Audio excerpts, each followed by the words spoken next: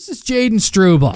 This is Darnell Nurse. Jayden Struble, Darnell Nurse. Look, I don't know why, but that's exactly how I wanted to start this video. You gotta admit, they do look a bit like twins. Maybe Darnell's dad was a trucker. Anyway, the Canadiens have a really good problem right now because in only 10 games, Jayden Struble has looked so good, man, that I honestly don't even know how you take him out of the lineup anymore. And this is what he does. He keeps it simple. Just smart little plays. He's physical. He scored his very first NHL goal the other night in Buffalo. It got me excited. I was riled up.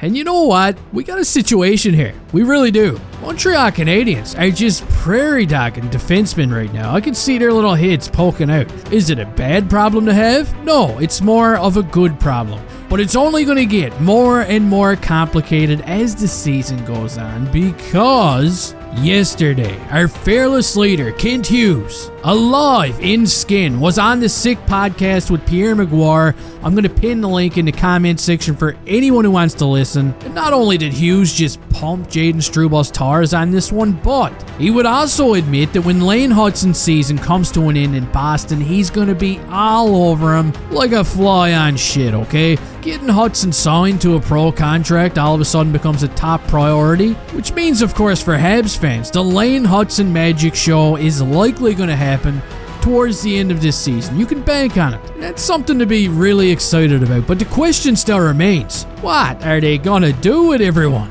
I'm just going to use this lineup as an example right here. Obviously, I can't predict the future. Maybe there's going to be some injuries. Maybe somebody finds Chris Weidman out all alone, naked in the Sahara Desert and brings him back home. But if the blue line is healthy, how do you realistically make room for Lane Hutson, who's likely going to use some NHL games as a bargaining chip when he goes to sign his contract? We also can't forget Junkie is available. Logan Mailloux is putting up impressive numbers. Adam Engstrom exists. The Bog Monster in Russia has been making a lot of noise. Goose, Norlander, we can go on forever. Can't forget Popcorn.